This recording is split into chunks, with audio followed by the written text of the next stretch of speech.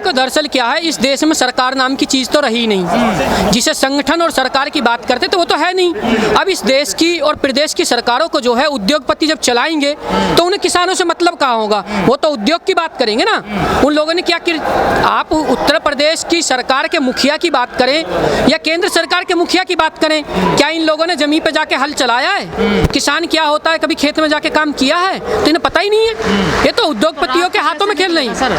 भैया लोकतंत्र में अपनी बात को मनवाने का सिर्फ एक ही तरीका है, वो है धरना प्रदर्शन, जो इस देश में चल रहा है। पर योगी जी कह रहे हैं कुछ कर्म ऐसे करें इन्होंने इनकी जिंदगी में हमेशा धरना ही करना रहा बस। देखो कर्म हमने करें या उन्होंने करें, ये तो आने वाले 2022 में पता लग जाएगा कि किसके कर्म कैसे हैं। अगर वो कर्म योगी थे तो ये किसान बैठा क्यों है? बात कर ले आके किसानों से। आखिर डर कैसा है किसानों के बीच आने का? किसान कहाँ मान रहे हैं वो आपको? किसे? आपको। सरकार किसान मानने को तैयार नहीं। अरे भाई साहब, हम भी तो उन्हें नहीं मानने के वो नेता हैं, हम भी तो कह रहे हैं वो उद्योगपतियों के चाटुकार हैं। हम कहाँ मान रहे हैं प्रदेश में और केंद्र में सरकारें चल रही हैं? हम भी तो कह रहे हैं उद्योगपतियों के दलाल बैठे हुए हैं। वो लोग उद्योगपतियों को फायदा पहुंचाते हैं, केवल उद्योग की बात करते हैं। वो किसान की बात नहीं करते। जिस देश को कृषि प्रधान देश कहा जाता था, उस कृषि प्रधान देश की तो बात ही नहीं करते ये लोग। ये तो केवल बात करते हैं अडानी अंबानी की, बात करें एयरपोर्ट बेचने की, बात करें रेल बेचने की। ये तो सिर्फ सौदागर हैं, सौदा करना आता है इन्हें। तो आपकी सहूलियत के लिए कर रहे हैं ना सारे कदम जो उठाए जा रहे हैं? किसके? आपकी सहूलियत। अरे भैया अगर हमारी सहूलियत होती तो हम यहाँ बारात घर में थोड़ी बैठे होते आज हरौला के में। यहाँ बारिश में थोड़ी ये कई हजार आदमी जो भीज रही हैं, ये पागल थोड़ी हैं जो यहाँ बैठे हुए हैं। ये इन लोगों की कमियां तो हैं। आपकी दिक्कत तो आज की है नहीं, फिर से कई सालों से आपकी दिक्कत है। देखो हमारी समस्या है 40 सालों से, और आप इतिहास उठा के देखें 40 सालों से समस्या इसलिए है कि यहाँ जो नेता रहे, यहाँ जो जनप्रतिनिधि रहे, चाहे सांसद रहे हो विधायक रहे हों, वे जो है भाजपा के रहे, उन लोगों ने कभी यह काम नहीं किया, क्योंकि यहाँ के लोकल को कभी टिकट दिया ही नहीं। हमेशा बाहरी को यहाँ लाकर उतार दिया जाता है। उस बाहरी को यही पता नहीं है कि कौन सा गांव कहाँ बसता है। उसे यही पता नहीं है कि गेहूं जो पेड़ में लगा या बेल में लगा है। वो केवल गूगल बाबा पे सर्च करने वाले नेता हैं, बाकी कुछ नहीं है वो। तो सॉल्यूशन कैसे है? दिक्कत सरकार में है या फिर किसानों में है? दिक्कत है सरकार में, सरकार की नीति में, सरकार के जो नुमाइंदे हैं उनमें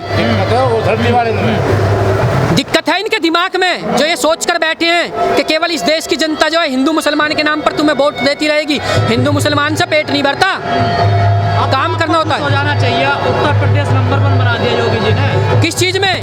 धरना प्रदर्शन में। आप फिर भी सड़कों पर उतर रहे हैं। हम कह रहे हैं धरना प्रदर्शन में उत्तर प्रदेश को नंबर 1 बना दिया। आप हर जिले को उठाए, तहसील को उठाए, किसान आए दिन ज्ञापन लेके खड़ा है, आए दिन धरना प्रदर्शन दे रहा है।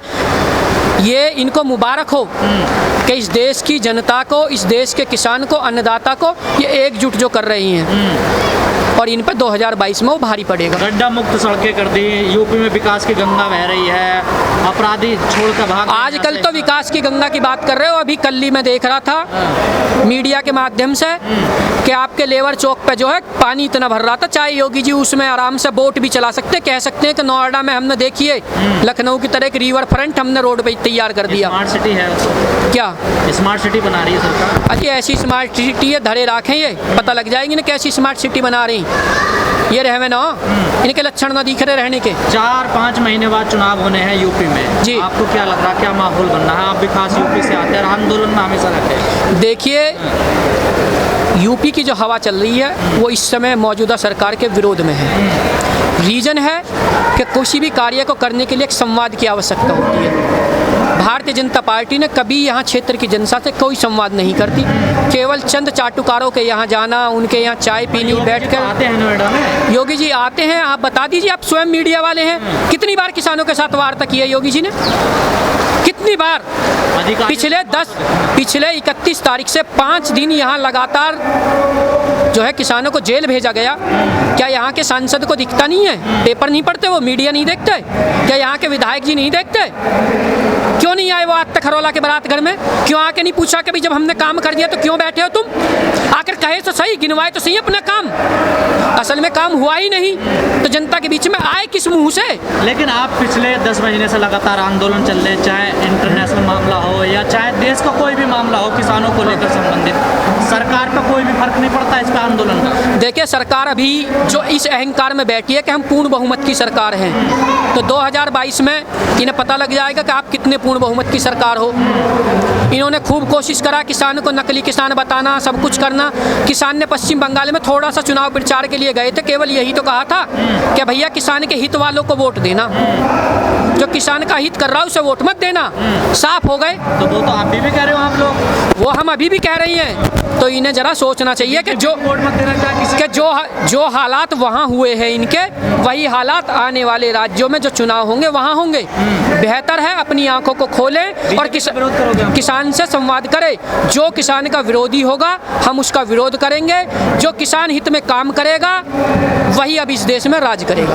कल योगी जी ने एक बयान दिया अपना, सीतापुर में उन्होंने कुछ चीज़ों का अपना जी। किया कि अगर सपा की सरकार होती है, बसपा की सरकार होती तो क्या राम मंदिर बन पाता है? ये बताइए, आप एक राम मंदिर बना दीजिए और इस उत्तर प्रदेश की 25 करोड़ जनता को उस राम मंदिर में भेज दीजिए। क्या सभी को वहाँ रोजगार मिल जाएगा? क्या सभी का पेट वहाँ का प्रसाद खा के भर जाएगा? मानते हैं सभी के अपने अपने इष्ट देवता होते हैं, सभी धर्म अलग अलग तरीके से अपने इष्ट देवताओं को पूजते हैं, उसी तरीके से हम भी। दो चार काम तो बताइए। योगी जी का कार्यकाल खत्म हो रहा है। किसका?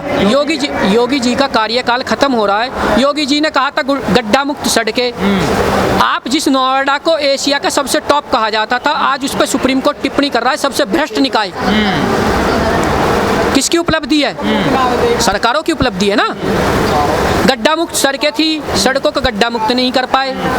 किसानों की आय दुगनी बात करने की थी, आय दुगनी हुई ना हुई, पर लेकिन किसानों के यहाँ जो सरसों पैदा होती थी उसका तेल आपको अपनी रसोई में जरूर 200, 180, 90 रुपये लीटर मिल रहा है, वो जरूर दुगना हो गया है। जो पेट्रोल 70 में था वो दुगना हो गया है। जो सिलेंडर 400, 450 का था वो 950 का हो गया है, वो दुगना हो गया है। रोजगार तो दिए 4 लाख। क्या रोजगार दिया? रोजगार दिया, मैं कह तो रहा हूँ रोजगार इन्होंने दिया।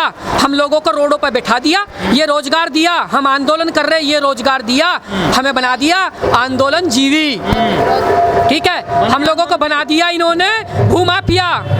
नए नए नाम दे रहे, चिंता ना करें, हम भी आपको एक जोर का झटका धीरे से 2022 में देंगे। हल निकल पाएगा लगता है? देखो हर समस्या का समाधान होता है और उसका पहला काम होता है संवाद करना। सरकार के पास है समाधान? सरकार के पास है ना समाधान। सरकार आज कहे कि तीनों बिल वापिस, तो किसान वापिस हो जाएगा। समाधान है ना। और सरकार तो योगी जी कहें कि नोएडा के किसानों के जो घरों को गलत अर्जित कर लिया था, जहाँ हैं जैसे हैं ऐसे रहेंगे।